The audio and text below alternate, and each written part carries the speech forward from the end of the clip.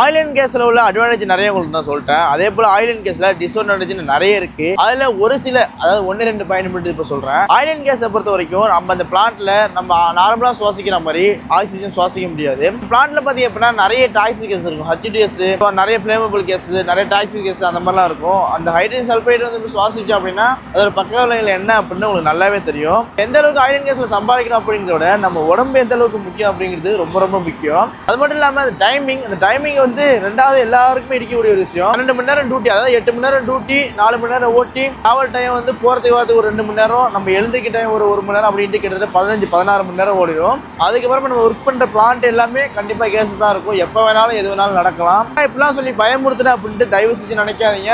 நான் வரப்போ வந்து எனக்கு இந்த மாதிரிலாம் விஷயங்கள்லாம் இருக்கு அப்படின்ட்டு யாருமே எனக்கு சொல்லி தரல. ஸோ எனக்கு தெரிஞ்ச விஷயங்களை நான் உங்களுக்கு ஷேர் பண்றேன். உங்களுக்கு தெரிஞ்ச விஷயங்களை மறக்காம கமெண்ட் பண்ணுங்க. ஆயில் அண்ட் கேஸ்க்கு புதுசாக நினைக்கிற உங்க ஃப்ரெண்ட்ஸுக்கு மறக்காம இந்த வீடியோ ஷேர் பண்ணிட்டு நெக்ஸ்ட் என்ன வீடியோன்ட்டு மறக்காம கமெண்ட் பண்ணுங்க. பை.